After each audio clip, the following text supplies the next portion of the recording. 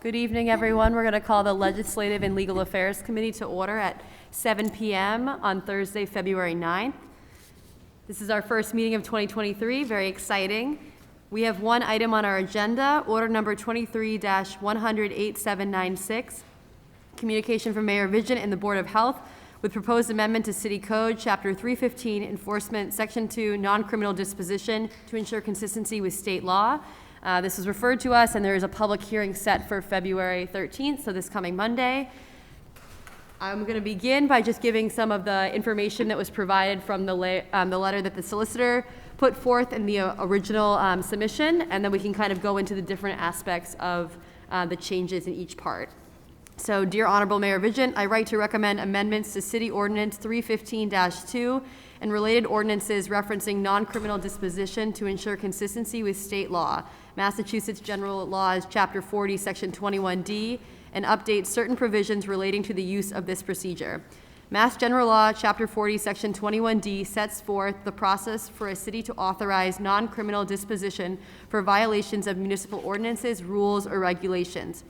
As an alternative to criminal enforcement, the non-criminal procedure allows city personnel to write a ticket to be paid as a penalty for a violation. Section 21D is implemented by a local non-criminal disposition ordinance, which is set forth in City Ordinance 315-2.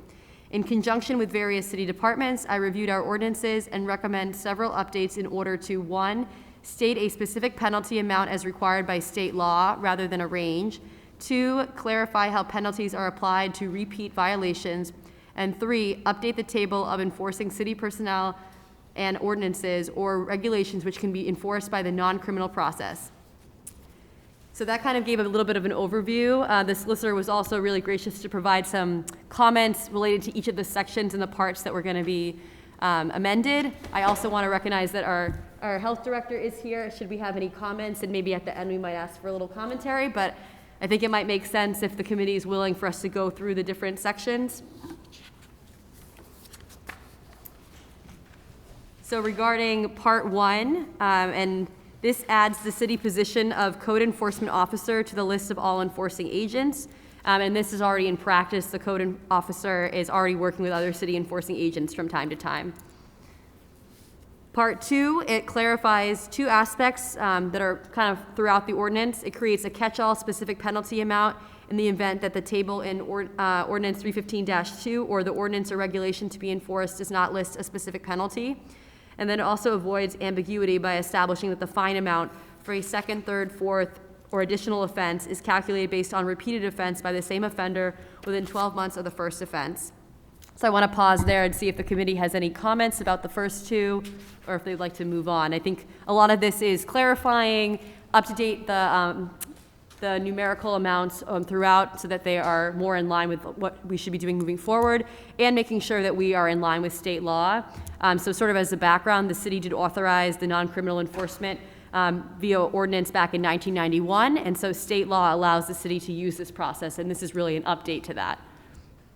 I'm fine with what the city solicitor did. He brought our non-criminal up to standards and up to date, so I'm fine with these changes. Okay, so we'll move on to part 3, and if any time people want to discuss, you can kind of pause at the end of each part since I know it's a lot of information. So part 3 is really an update to the table that was referenced in 315-2, and as you can see, there's different rows set up. So in rows 20, 21, and 22, this deletes references to health codes which were already out of date and updates them with the Board of Health's recently adopted new regulations, and then as well as the title of the director and the penalty amounts have been updated. Within row 23, we have the table never really contained a penalty amount, so having that information provided is important. And then it adds the specific penalty amounts by reference to the wetland regulation in the City Code Chapter 627. And then finally, rows 25, 27, and 28.1. This deletes penalty amounts that are ranges and replaces them with specific dollar amounts. And so that's proposed by the building department and also keeps a consistency throughout. Any comments on part 3? I have no problem. I just don't know if we're going to have a representative here from the building department. If so, I'd be curious. Or maybe if our health director has spoken to the building commissioner, if he knows if they're satisfied with these changes. You want to join us in the well, just in case there are future comments as well? Sorry to put you on the spot, John. You don't have to speak for the building commissioner, but I did know if you two are in communication with each other on these changes with the city solicitor. Thanks for having me. Yes, I worked with the building commissioner and legal team to revise both some of our local board of health regulations as well as the ordinance. So, and I'm excited because we've used this historically a little bit, but not with all the confidence we like to have. So this is going to give us a lot more confidence when we do use it. We don't use it a lot. It's a tool that usually we use as a third offense, a third offender, if you will. We ask them once, they don't comply. Fining isn't usually our first order of business, but we do like to use it on occasion, so this will give us a lot more comfort knowing that we're tight with our Board of Health regulations, how they made into the city ordinance for non-criminals. So, and I know that legal worked with I think both conservation, engineering, and the building commissioner on it. So. Madam Chair, if I may. Yes, please. Thanks, John, for being here. Sure. Just related to human habitation fines, I was just at a conference on Tuesday for that subject matter, housing codes and so forth. And they say it is, I'm glad it was music to my ears when you said we use it as a tool, but not that often, because you're hoping for compliance. But obviously, if you're up to your third attempt to get compliance, yeah, sometimes money speaks loud and clear. But it was also noted that the courts are busy, so this is another great tool to get them to comply versus having to go to a housing court. I think we go to Worcester in this region. But again, it was mentioned, just as you just noted, it's a good tool, but not used all the time. And especially in housing, you would hope if someone has a need to repair an occupant's facility that it wouldn't run into the point of having to fine them, but it's nice to have that in the back pocket, as they say, just in case. So I was very happy to hear what you just said and glad that we conduct our business the way you're doing it. So thank you. And I guess just a question on that. I know within the ordinance, it does say that these are effective upon passage. I'm assuming that the website will be updated so people are aware and that information is easily accessible, that these, I know it's not a very heavily used ticketing process, but Right. to be aware. Yep. You make a good point. I don't think that our most recent regulations are out on our website that we adopted just in January. So. Okay, we may have a comment from President Ossing as well. Thank you, Madam Chair. So I'm looking over to the city clerk, and it will get updated onto we have the new, what's called the new sections of the code on the website, and it'll be posted there, and that way folks can reference it if they want to. Great. So if I may, so we adopted the state sanitary code for food, housing, in their entirety as a local board of health regulation, so we can use it with a non-criminal disposition if the situation warrants. So again, just a good tool. It's not any more aggressive than the state code. It just gives us that mechanism for enforcement.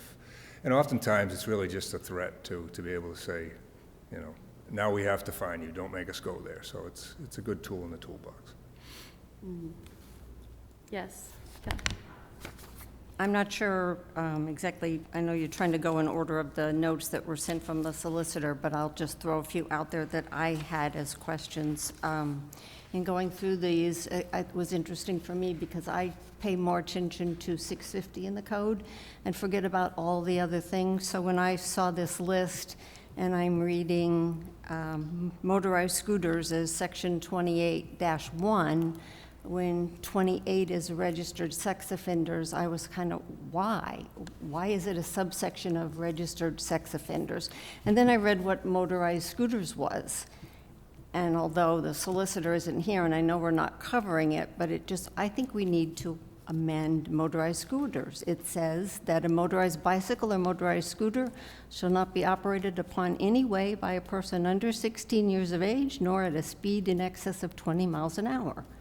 And I think we all know that motorized bicycles now can go over 20 miles an hour, and that all kinds of kids are riding them with and without a helmet, which it also says they're supposed to have. So that one I'm just throwing out there. But then stormwater management was one that I was just curious about the fines. And maybe I Are you referring to number 31? I didn't write the number down in my notes, 31. Maybe I'm confusing some of the recent issues that have been with buildings that are going up with there being runoff. Is runoff as they're building a site different than stormwater management after the site's built? Because I know there have been lots of issues with mud going down our streets, and I don't know if that's a question you can answer from the I Board of can't- Health I can't. aspect. Do we have chapter 271 handy? Does anybody have that? I could, could. it's not, Madam Yes. Chair, I'm happy to look at section 271, but having sit through all the Conservation Commission meetings, they've always talked about finding developer X or Y that doesn't have the hay bale set up and the drainage through the various water conditions exceeds it, and going out to actually issue them penalties. So they have, I think this helps clarify it. I'll go look chapter 271 now, but, the comments you have there, they're good, but not, that, what I would call amend this later, not hold up. right, because I don't see a penalty specified, well, in here, so I wondered why there wasn't one. Is it because it's considered part of the language that if it's not in there, it will be 100, 200, and then 300? Okay. So And then, we have a couple regulations too that don't specify fine amounts, so they would default to the 100, 200, and 300, if not mentioned. and then my final one is maybe for you then. I noticed that we are changing number 24, which is, 24 is, I've got to scroll all the way up, Board of Health Tobacco Regulations, and it has multiple lists in here. So, I'm sorry, I'm looking at enforcement. I should It's look on at school my grounds. real thing. What he's recommending is that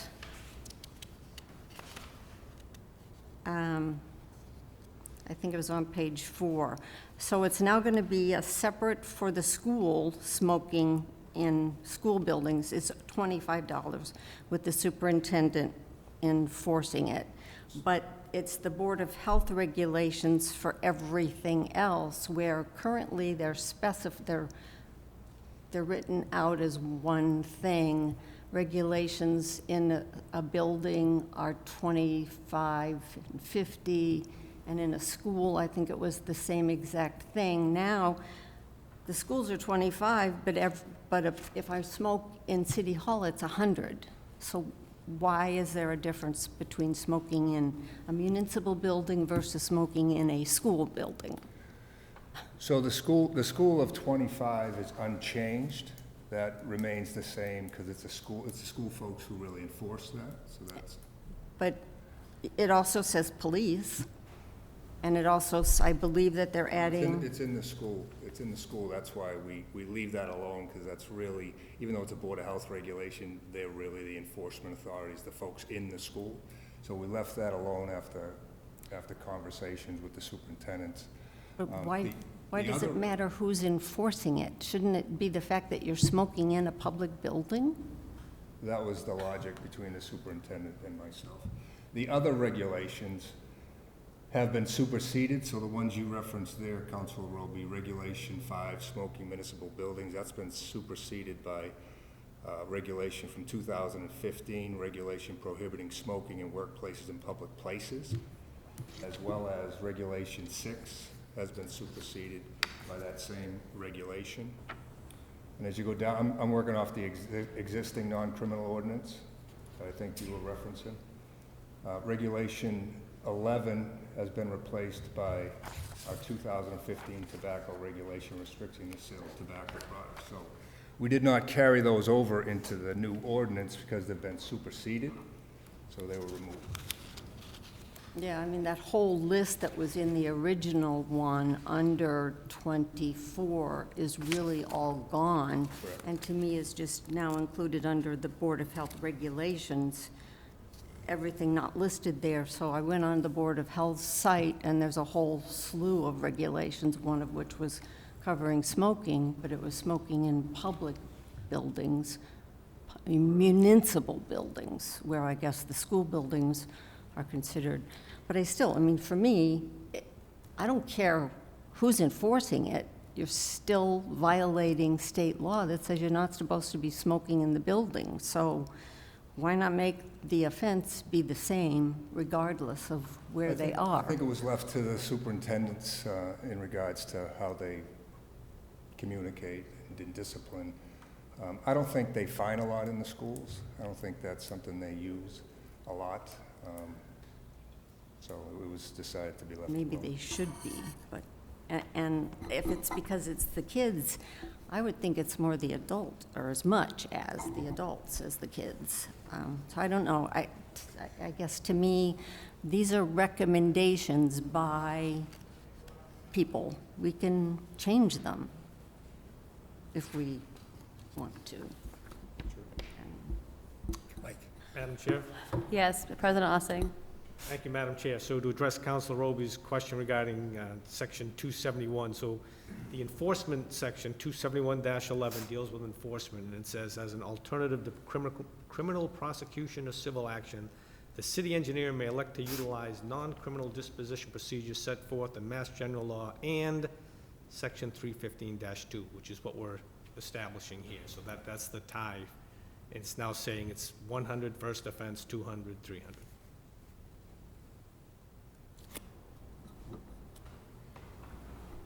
But the other, number 24, which is specific to smoking in school buildings, is only 25. And I guess that's my point. Counselor Roby, Aren't they? we definitely could put out a, question either to the solicitor or to the superintendent, maybe to give some context about this, because we don't have it. But, I mean, if the intention was to ensure that maybe if students were the violators, there wasn't as high of an offense because they're young people, I'm not really sure if that was the impetus. But if they did review this, I would want to defer to the superintendent, given the way that they do their fines and fees. But it is something that we can definitely look into, and especially with the public hearing being on Monday, the solicitor will be in attendance at that, and so that's a question we can ask him. Okay, thank you. Great. Okay. We want to continue on. I know there were a couple items that were already brought up, but I just, excuse me, and making sure I go through all of the solicitor's comments. I'm going to continue onward. And then Director Gar said at the end, I might give you an opportunity to maybe summarize anything that we missed. I know there's, again, we sort of understood this as cleaning up some of this to be more updated, and then making sure that if there was any redundancies or inefficiencies in terms of the clarity of the language, that was addressed. So I'm still on part 3, row 29, that was addressed. So it adds into the table Article 1 of Chapter 485, anti-blight nuisances. Chapter 485, Article 1 already references non-criminal disposition. And then what was mentioned about row 31, the table never contained a penalty amount, and it adds the specific penalty amounts listed as proposed by the city engineer. And I know that's what you were mentioning, Councilor Roby. And then part 4 updates row 24 of the table, referring to the references to the Board of Health tobacco regulations that we were just discussing. And then part 5 and part 6, it updates other city ordinances which contained a monetary range for non-criminal penalties, and it changes the text so it will refer to the amount set forth in the table in Ordinance 315-2. So that is sort of the summarization of his comments. I also want to open it up to anyone on the committee or other counselors if they have additional comments or questions, since we do have Director Garside with us. Madam Chair, so thank you. So I'm in favor of this. I mean, if we have to tweak something as we go along, it's almost consistent with all our fines. We set them, we find we need to adjust them, we can adjust them at a later date. But I think what the solicitor, along with the building commissioner and the Board of Health director, they've come to what I call sanitize it, so it's now clear, the ambiguity's gone. If we want the dollar figures up or down, that's totally within our realm if we want to change those. So I would endorse what's before us tonight. Thank you, Counselor Ossing. Any other reflections? I would just want to note, and it was at the very end, this is not the only way to enforce, as John noted, Mr. Garside noted at the beginning. And if there is anything so serious, he can always place a cease and desist order on that situation. So this is just one of those tools you have, and that's what it's about. And as our council president just noted, it just more or less formalizes what needed to be updated, and I think I'm satisfied with it. It would make, after John speaks, I would make a motion to approve. Thank you. And before anyone seconds that motion, Director Garside, is there anything else you would like to add? I think this is good practice in general for our ordinances to be up to date, so we're, glad that all of these departments were able to work collaboratively and submit this to the council. We really commend you for all of that behind-the-scenes work, and if there's any additional comments you want to relay, we would greatly appreciate it. I would just say I'm glad of the timeliness of it, because my board in January just adopted some regulations to work with this, understanding it currently works better with what my board did in January, and what City Council appears ready to do is going to really bring them together and give us the comfort we need to use it and defend it in court if it ever came to that. So, and I will just add, we, in tobacco in general, we have CMRs that mandate, thousands of dollars of fines. As a matter of fact, we just issued a couple this week, and so this is one tool regarding our local regulation, and the state regulation is even stronger and sets larger penalties. So we can pick and choose a little bit. We really don't have a choice in some of it. In this case, this week we had we don't have a choice. It's $1,000 for folks that violate the state CMR for tobacco and vaping. So there's plenty of tools out there, but this will give us another one. And sometimes we can use a lesser of an evil. In this case, this week, we didn't have that choice. But it's nice to have alternatives in regards to how there's multiple ways to obtain compliance, and this is just another tool. So thank you for your attention and your work. And Counselor Roby? Oh, sorry. Thank you. Sorry. So I was concerned with having this meeting before the public hearing. I understood that this was to sort of give the council and the committee members maybe some more detail that wouldn't be forthcoming, but to me, that's what the public hearing was for. I'm uncomfortable, maybe because I want to change the smoking part, approving something without the public hearing. So to have a motion made tonight, I would assume that there'll be another meeting to take this up after the public hearing. Otherwise, Counselor I have Ossing to for amend on the floor. Point of information, yes? Yeah, so Madam Chair, thank you. So there is no requirement to have a public hearing. It's an ordinance change. I did it out of just because we're changing fees to give anybody in the public the opportunity to speak. Do I anticipate a line at the door to speak on this? No, I do not. I mean, let's be real. They don't come out and talk about taxes, and they don't come out and talk about budget. I will take the over, or I'll take the under on who's showing up for this public hearing. I mean, it was a nice thing to do because I followed Councilor Lander's lead when it was changing the transfer station permits, because now I know that one gathers a little, but we only had one person speak at that, and that was the past president of the council. Right? So again, this is a nice, I don't anticipate a lot. And if there's no public input on Monday that would change any decision that the LNL makes, then I have no, personally, issues with moving forward. Well, and if I may. Yeah, Counselor Orem? Yes, thank you, Madam Chair.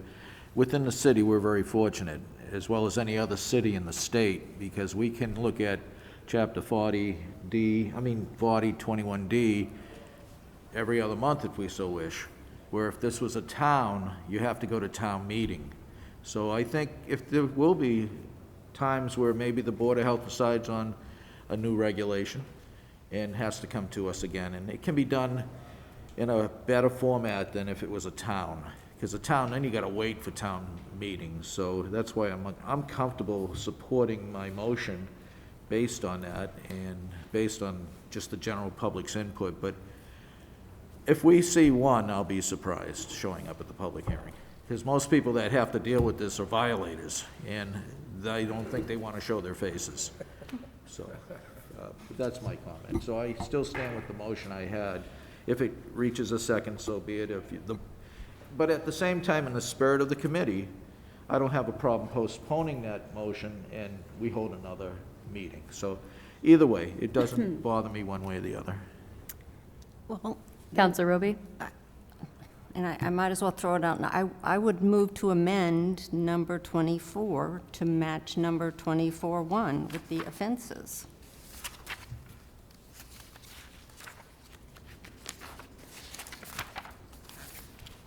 On page, oh, I don't know. if everybody Yeah, has it's page 4 of the main packet.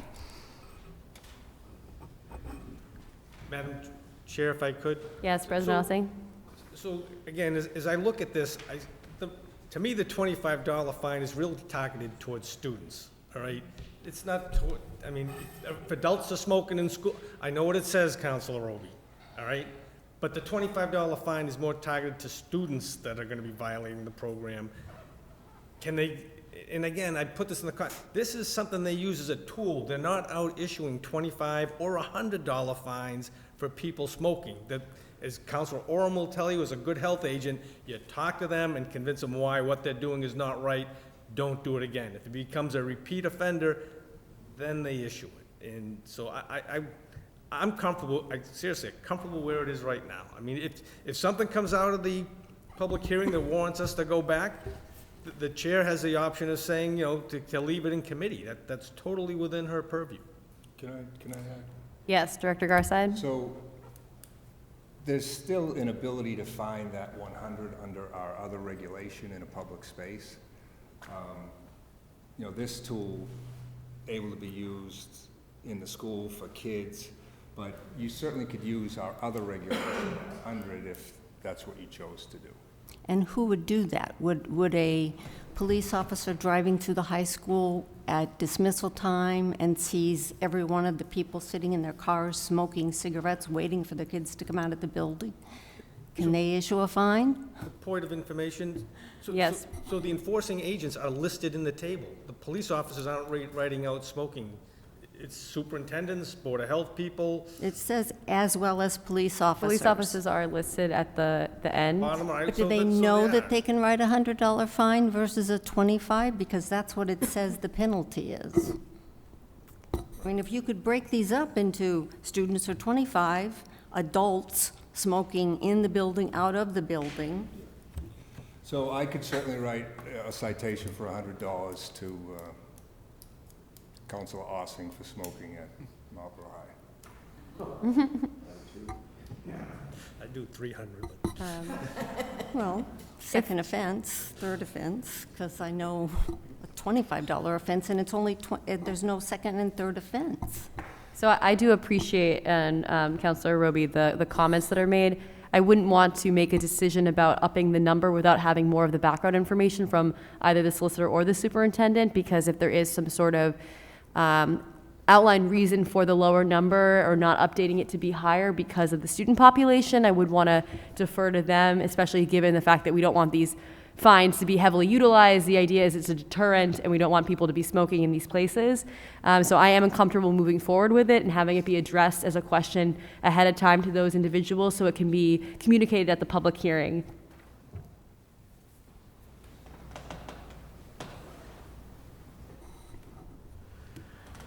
Any other comments?